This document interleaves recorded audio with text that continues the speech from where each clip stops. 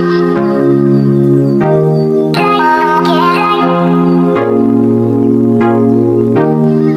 guys! Welcome back to my YouTube channel, Kuno. Ito na naman ang inyong feeling vloggers. Feeling vloggers Kuno. Ayan, don't mind my face lalo. So, ang gagawin po natin ngayon ay magluluto ng adobong kangkong. So, kung... parang ang ganda ko dyan. Diba? Parang ganda ko. Dahil salamat sa iba. Ayan po. Diba? Shala. Salamat sa ilaw. Maganda tayo ngayon. Parang ang kinis-kinis. Parang walang pimples. Ayan po. May pimples po tayo. Ayan. So, magluluto tayo ng adobong kangkong ngayon. Dahil may binigay sa jusawa ko na kangkong. Dahil sa Pilipinas is kinukuha lang natin sa ilog. Dito po ay sobrang pricey. So ngayon, start natin magluto ng kangkong. Then later, magluluto din tayo ng pasta.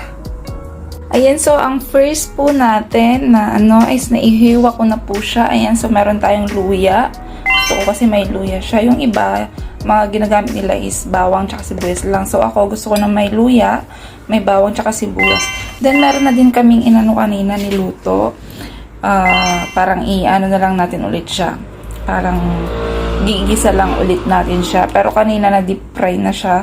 Tapos ito na yung ating mahiwagang kangkong. Ayan. So nahiwa-hiwa na po siya at tayo magluluto na lamang. Yung ibang ingredients, later na po. Yung mga pampalasa, ganon.